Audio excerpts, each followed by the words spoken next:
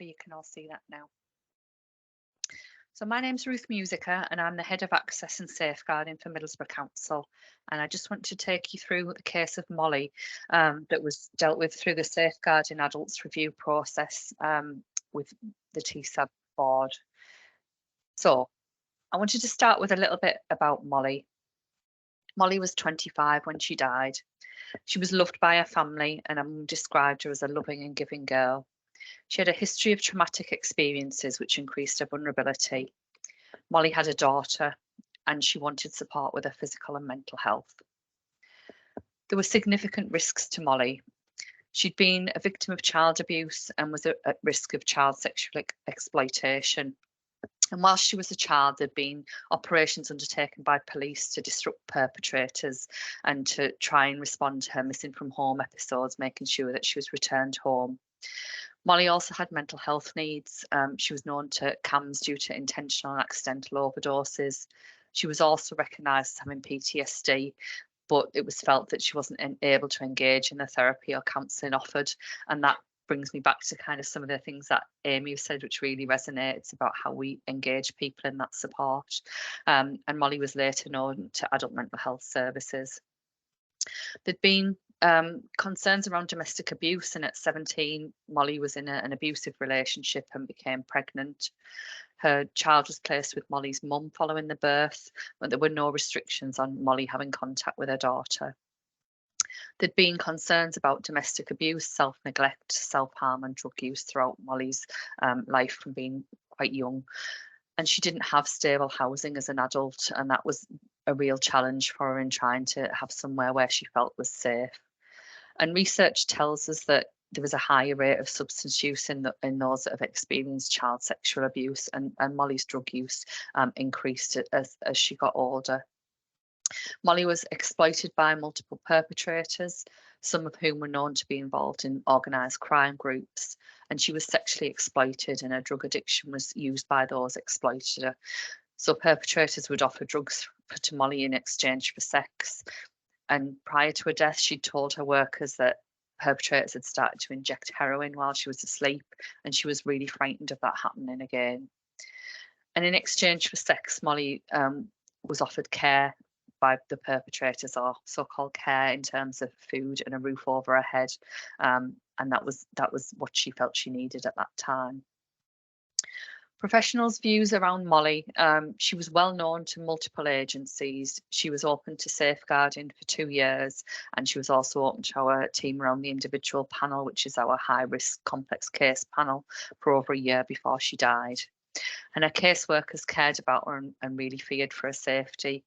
They worried that she didn't see the risks she faced on a day-to-day basis, and they worried that her experiences meant that she struggled to see other people's concerns about her safety and what a good relationship was like, and that Molly would describe how she was in an intimate relationship with individuals who professionals saw as perpetrators.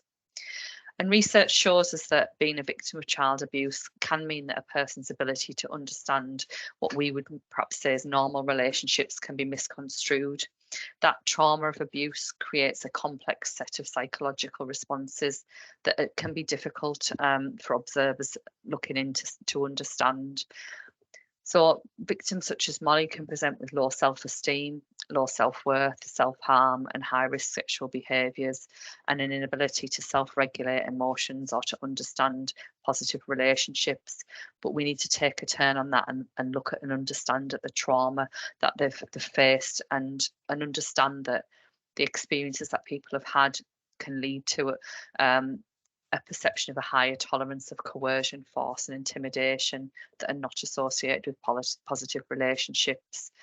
Molly just didn't see the relationships as exploitative. She felt that they were her boyfriends.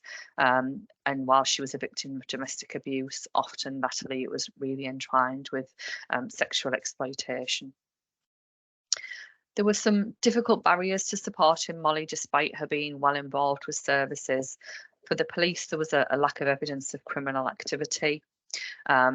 For workers who were trying to see her day to day, there was a lack of safe places to work with Molly. Because of the nature of the perpetrators she was with, there was concerns around the safety of professionals. And Molly was assessed as having capacity to make decisions in relation to safeguarding concerns. But those who were assessing her capacity were also really mindful of those levels of coercion and control and that impact on potentially executive capacity. And sadly, as Molly spent more time in the accommodation of high risk perpetrators, it just meant that they were isolating Molly further. They were able to manipulate her, and finding that safe and suitable accommodation to get away from that and to find some space away from perpetrators was really incredibly difficult. I really wanted to share a quote from Molly's mum, because she felt that whilst professionals had done what they could, the door was shut and the men and women who were controlling her, supplying drugs and abusing her, were never brought to justice. And I just feel that's a really hard place for Molly's mum to be, following her death, just reflecting back on what could have and should have happened. So in terms of the Safeguarding Adults Review, these reviews are a statutory requirement under the Care Act 2014, and it gave a requirement for safeguarding adults boards such as TSAB to undertake an independent review.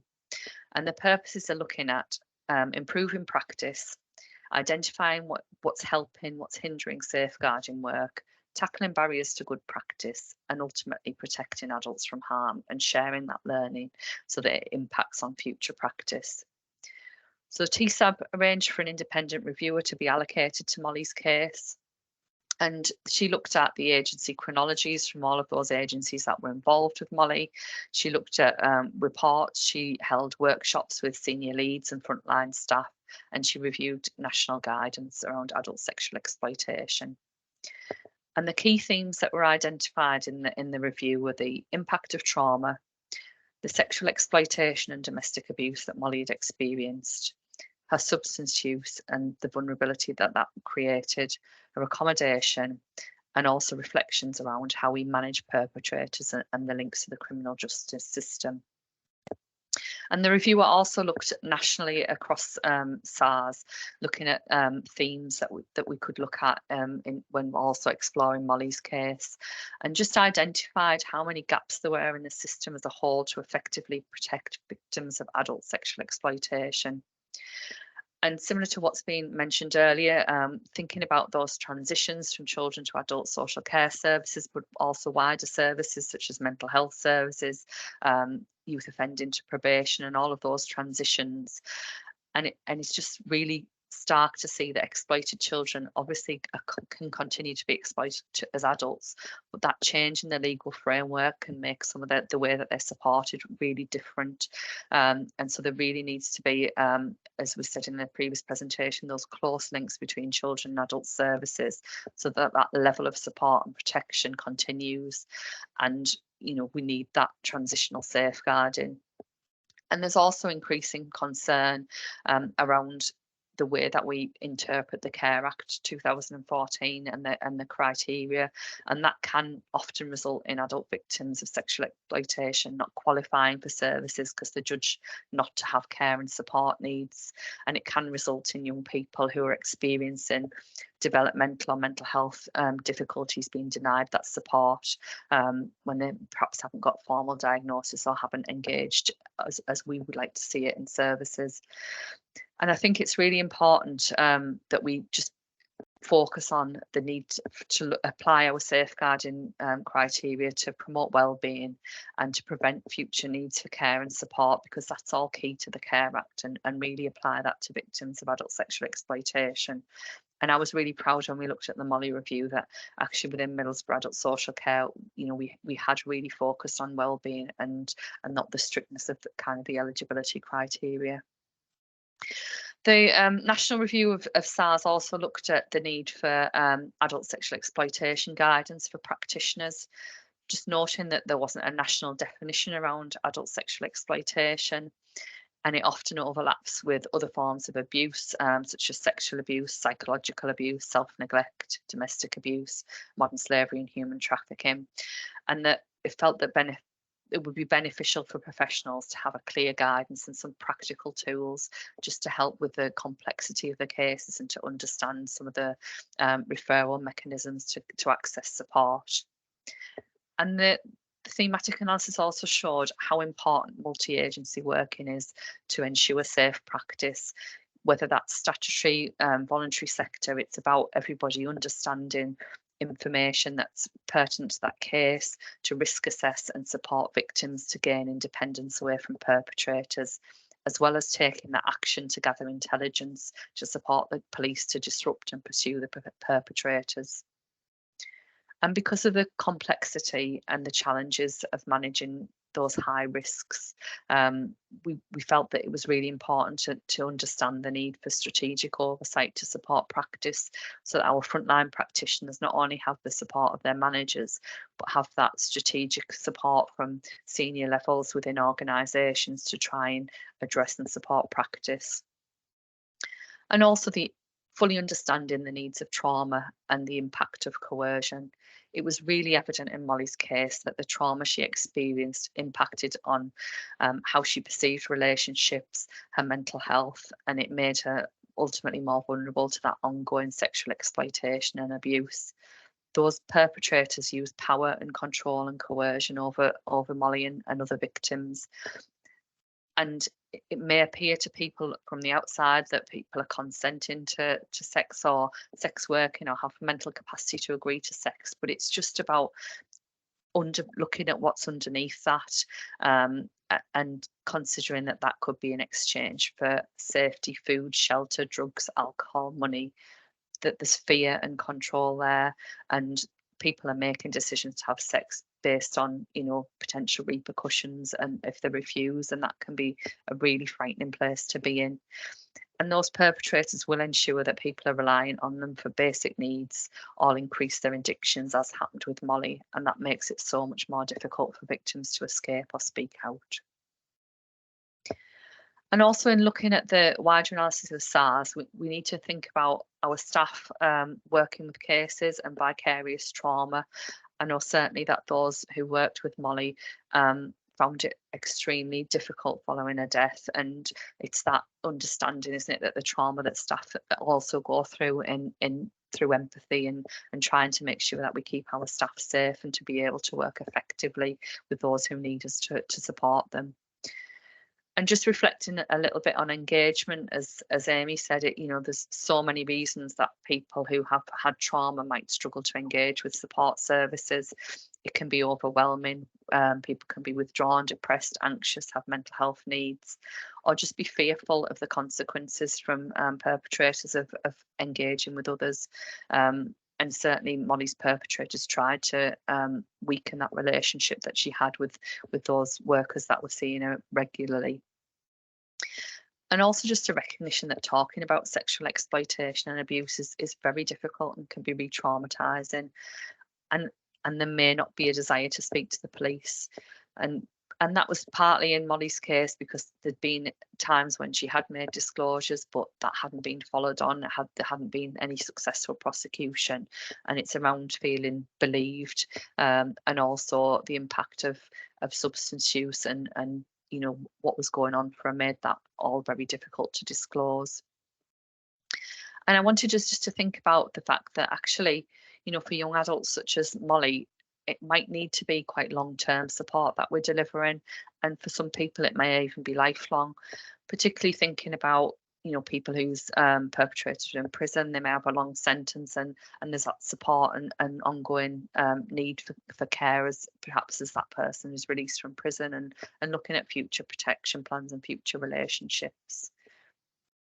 And I think what we learned from Molly was really the importance of having a key worker or an advocate who was just somebody that she felt that she trusted, and could give her that support. And so it's about thinking of, for that person, that individual, who is the most relevant for them to support them, whether that's a friend, an advocate, somebody from voluntary sector, or a social worker, who's best for them, just to help promote that that engagement and links with other organisations and agencies that need to wrap around that support.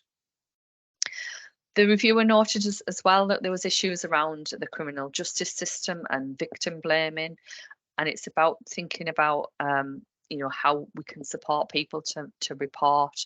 There's often retracting of statements and for fear and coercion. and the difficulty of the police needing that initial complaint to be reported, because Molly really wasn't in a position to do that. So it's important that victims feel confident in giving evidence and feeling that they'd be support, believed and protected. But linked with that is our own legal literacy and understanding of consent and mental capacity. And it's about us knowing kind of what tools we've got in our toolkit to help support somebody who maybe isn't ready to disclose. And that might be things like looking at our ability under the inherent jurisdiction through court of protection procedures. It might be domestic abuse protection orders. It might be the way that we share intelligence with the police, but it's just about us fully understanding what legal powers and what options we have to divert perpetrators, to disrupt and to support victims, and also to understand that distinction between what people see as sex work when it actually is sexual exploitation. And also considering the need for appropriate accommodation and specialist support to be available, because it was really difficult for Molly that there was evictions, there was moving on from tenancies, and actually not having safe accommodation was a really significant barrier to making sure that she felt safe and supported and could have those opportunities to potentially move on and look at something different for her life. There's that power imbalance, isn't there, as well, where people are offering accommodation. So sometimes people be offering a roof over our head, but that came with significant risks. And so I think we very much need across Tees, and we are doing some support around that, around accommodation and specialist support to keep people safe and allow them to try and move on from the risks that they're facing.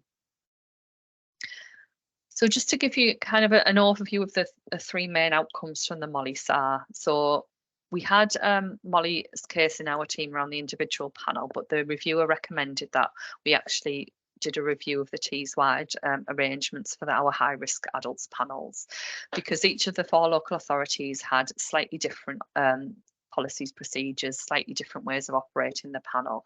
And I think over time, they'd also become less strategic with buy-in and some inconsistencies in attendance. So we've had a Tees-wide review, which has had engagement from a number of partner agencies. And in November, there's going to be a relaunch of the high risks adults panel that'll come with a flowchart, revised guidance, a new referral form, and policies and procedures that underpin that. And what we want to make sure is that we get the right referrals and that practitioners have exhausted all options to reduce the risks before it comes to the high risk panel, and that allows us to focus on the highest risk individuals and to offer that strategic oversight for a time limited period, but whilst we have recommended actions that we can undertake. There's also going to be a development of an adult sexual exploitation guidance and risk assessment tool, and that'll look at kind of some tick box prompts to give people a guidance on kind of the indicators of adult sexual exploitation, and also understand the level of risk and where it might be worth referring on to following that, whether that's through adult safeguarding, specialist services, and just giving people a bit of a guide as to how they can manage some of the work that they're undertaking. And in the early days, what we are looking at development of an overarching adult exploitation strategy, which will include those elements around transition from child to adult services. There's also been a lot of training provided through TSAB to try and address some of the gaps in knowledge that were picked up from Molly's case. So particularly around trauma-informed practice, there's been a learning event, there's fact sheets, there's a video e-learning. We've also had awareness campaigns and briefings on executive capacity, so we can try and understand a little bit more about the challenges of assessing capacity in situations such as Molly's. And also there's some recorded PowerPoints of training that you can be used. So I think I just wanted to make sure that we are making a difference and that we have learned from Molly's case. I want you all to think about other individuals like Molly that you might work with. I want you to think about how we can develop our practice and how we can learn and grow that, and to think about how we can work together more effectively, because it's only when all of those pieces of the jigsaw fit together that we can try and effectively manage risk. And more importantly, I really want us to think about prevention, because when I look at Molly's life, I think that there must have been more that we could have done earlier on. There must have been more support that wouldn't have ended with her life ending through substance use and with the abuse and neglect that she faced. So what can you do in future? I want you to share Molly's story and learning. There is a learning briefing on the TSAB website that was published back in June of last year. I want you to use the TSAB resources. There's some really useful guides. There's examples of referral forms, there's checklists, there's policies and procedures. I want people to be really alert to risk, and when things don't look and feel right, to know where to go with that and to make appropriate referrals. So thank you for that. Hopefully you've caught up some time. Ruth, excellent. Thank